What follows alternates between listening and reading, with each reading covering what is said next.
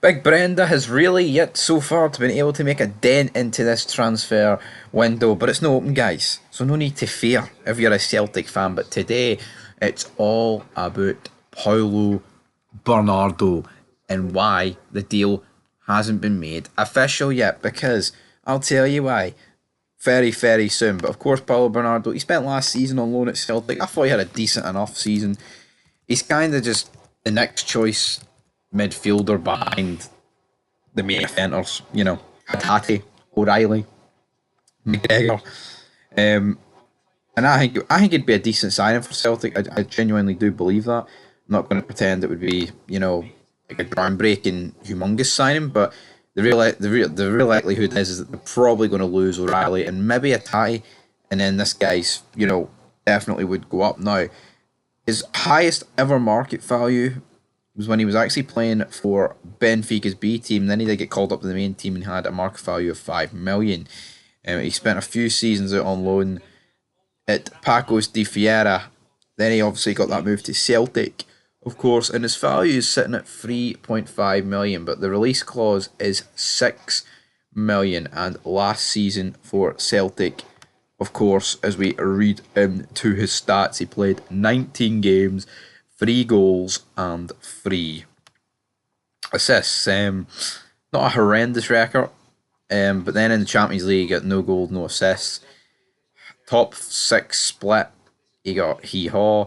But then the Scottish Cup, he, of course, got 1, and he pretty much set up Adam Adair. It was him that shot, wasn't it, that ruined my life on stream when Celtic went 1-0 up, and then obviously Adair tapped it in.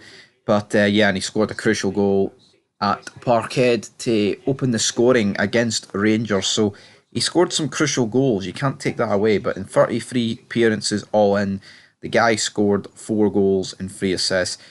Not exactly the greatest stats of all time, but at the same time, you can't really overly complain, I guess is what I'm trying to say here at the end of the day. But as you can see, reports in Portugal suggest that Celtic are struggling to meet 22-year-old Paulo Bernardo's wage demands as the Scottish champions attempt to bring back the Benfica midfielder on a permanent deal following last season's loan spell.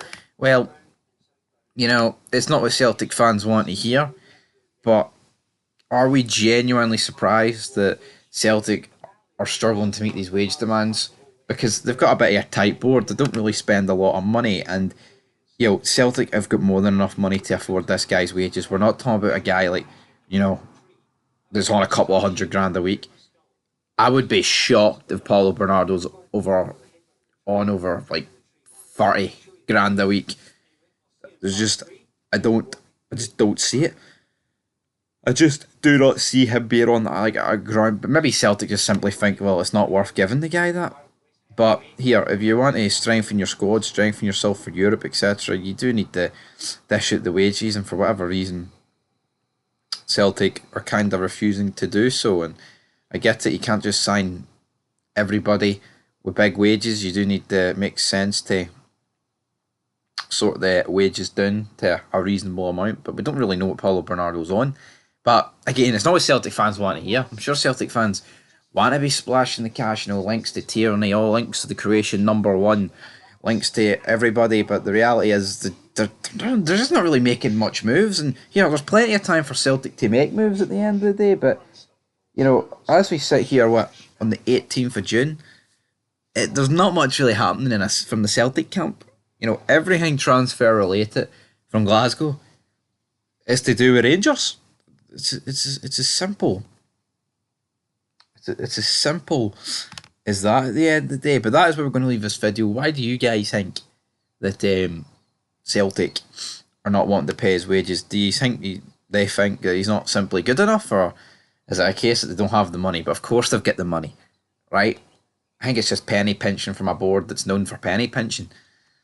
That's pretty much what it is. I mean, and I just can't see the guy being on that amount of wages that Celtic are struggling to get it. They just simply don't want to pay it, and there is a big difference there. But anyway, leave your thoughts down below. We'll be back very soon on Fog Football. Of course, Scotland taking on Switzerland tomorrow. That'll be a fun game.